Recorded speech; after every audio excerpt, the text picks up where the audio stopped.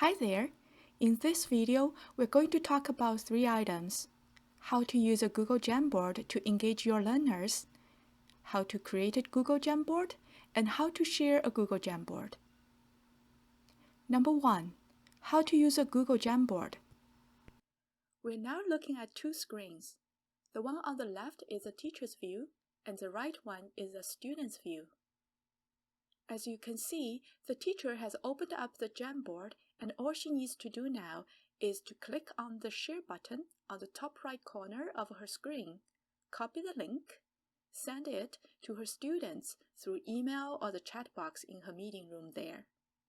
The students will copy and paste the link in the address bar, and they will be landing on the same Jamboard. We'll talk a little bit more on how to share the different levels of access later in the third part of this video.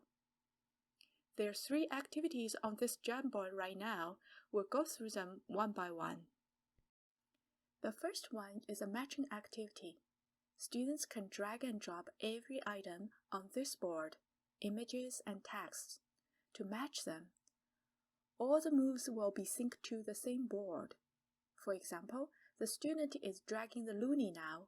This move is synced to the board that teacher is viewing. Now let's move to the second board by using the right arrow on the top here above the current board. The second activity is to fill in the blanks. Students will need to click on this text button on their toolbar. Be aware that the toolbar may appear either on the left or at the bottom of the screen, depends on the device you are using there. So the student clicks on the text button first, then clicks on the board where he wants to add the text. A text box will appear. Now he can start typing. Okay, now let's move to the third activity, which you can see is a speaking activity. We want to break students into pairs or groups to create a simple dialogue and practice speaking based on the pictures provided here. Students will need to duplicate the current board so that each pair or group can work on their own board. They can click here to expand the frame bar. When the thumbnail pictures appear, click on the 3 dots on the top right corner of the thumbnail picture you want to duplicate. Click on Duplicate, and click on the thumbnail picture to go to the newly duplicated board. After that, students can use the sticky note feature to label this board, probably using their names. Click on the sticky note button, type their names, choose a color, and save it. Click Cancel to exit the sticky note. Drag and drop it anywhere they want it to be. Now they can use a text box to start typing a dialogue.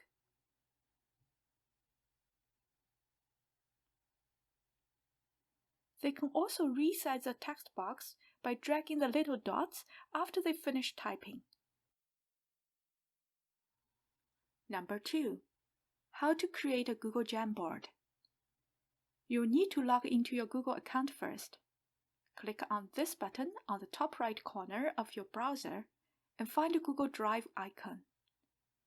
Once you are in the folder you want to create your Jamboard, click on New, More. Google Jamboard is at the bottom of this app list. Click on it, and a blank new Google Jamboard will be opened up in a new tab. First, I'd like to change the background color to blue.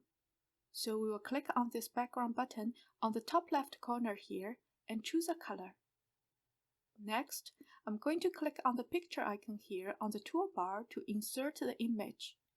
We can choose to upload the image from a device or search the image by using this Google Image Search tab, or from your Google Drive or even Photo. I have all the image files ready on my local computer here, so I'm uploading them from my computer. Just be aware that currently you can only upload 1 image each time. Once the image is inserted into the board, you can resize it by dragging the dots here, You can also change the orientation by dragging this dot on the top left corner. Now we will repeat the step till all the images are added to the board.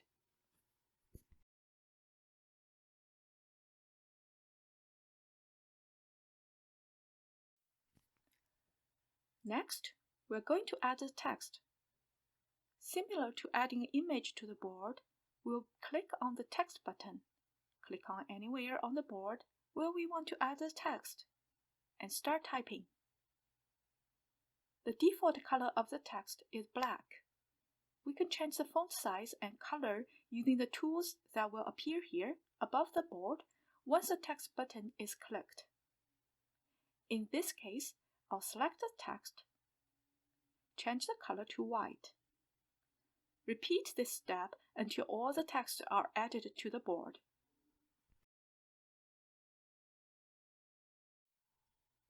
After that, we'll click on the sticky note button and type in the instructions. Again, we can change the color of the sticky note by clicking the buttons here. Similar to the image and text, you will be able to resize the sticky note and change the orientation by using these blue dots. You will also be able to edit, duplicate, delete, or change the order of the sticky note from here. A bit more about changing the order feature. Every item on this board is on a different layer. Later added items will be on an up level.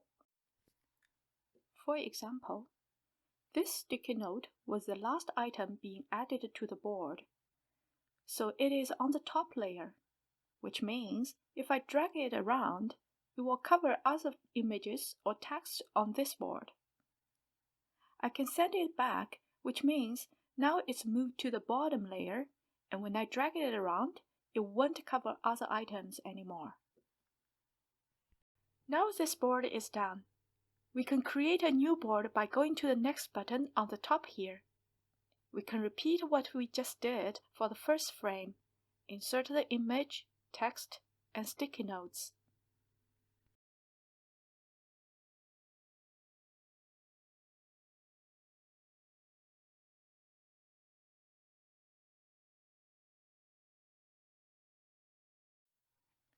Once you have more than one board, with this Expand Frame bar, you can easily insert a new blank board by clicking the plus button. Duplicate or delete the board by clicking the three dots here. Or change the order of the boards by dragging these thumbnail pictures. Click anywhere else to exit it. Number 3. How to share Google Jamboard. Now we have this Jamboard ready and can't wait to share it with our students and start collaborating. Before we do that, we'll create a copy of this current board so if we mess it up later, we can still have a backup copy. We can make a copy of this Jamboard from here, or go back to the folder and right-click to make a copy. A copy of this Jamboard will be created in the same folder on your Google Drive. You can rename it to distinguish it from the copy you wanted to share with your students. Alright, now let's go back to the Jamboard we want to share with our students. Click on the Share button here on the top right corner. A window will pop out. There are two options: share through emails or get a link. If you have a list of your students' emails, you can add them here so that your students will receive a notification email and can access it through the link in the email there. One advantage with this option is that you can see who is doing what on your board, just as we saw earlier in this video. The other advantage is that you can change the level of access of each individual student by choosing from the drop-down list here. Once the access level is changed to a viewer, the toolbar on this individual student's view will disappear. With the editor's view, the students will be able to have the toolbar and the same editing features as the teacher has. What if I want to share with a link directly, with which students can do a simple click and can access and edit the board? We'll need to go to the Get Link section. We see that the default setting now is restricted. Only people added can open with this link. Click on Change to Anyone with the link. Change the access to Editor and click on Done. Now we can go to the Share button again, copy link, and send the link to the students. Thank you for watching this video. Please subscribe if you liked it.